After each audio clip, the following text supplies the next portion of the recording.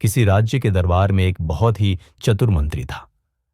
वह हर समस्या का समाधान निकाल लेता था और राजा कोई भी बड़ा फैसला लेने से पहले उससे सलाह जरूर लेता था।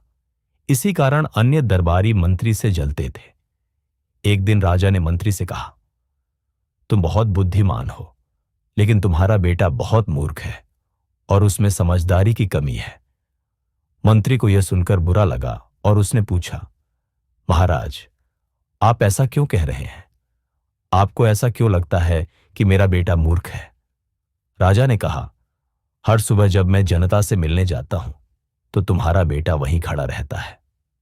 मैं उससे रोज पूछता हूं कि सोने और चांदी में से कौन अधिक मूल्यवान है, और हर बार वह कहता है कि चांदी अधिक मूल्यवान है।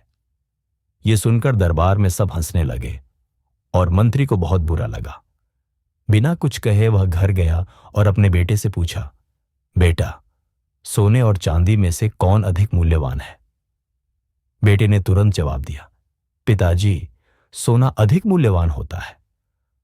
मंत्री ने फिर पूछा, अगर तुम्हें पता है कि सोना ज्यादा कीमती होता है तो तुम राजा को रोज गलत जवाब क्यों देते हो?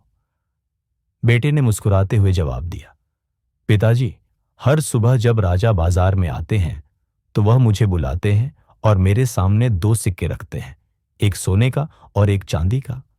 फिर वह मुझसे कहते हैं कि जो अधिक मूल्यवान हो उसे उठा लो। मैं चांदी का सिक्का उठा लेता हूं और राजा हंसते हुए चले जाते हैं। मंत्री ने गुस्से में पूछा, लेकिन तुम हर दिन चांदी का सिक्का ही क्यों उठाते हो? आज दरबार में सबने मेरा मजाक उड़ाया। बेटा अपने पिता को अपने कमरे में ले गया और एक बॉक्स खोला। बॉक्स चांदी के सिक्कों से भरा हुआ था। यह देखकर मंत्री चौंक गए और पूछा, बेटा, तुम्हारे पास इतने सारे चांदी के सिक्के कहां से आए? बेटे ने मुस्कुराकर उत्तर दिया, पिताजी, ये वे सिक्के हैं जो राजा मुझे रोज देते हैं।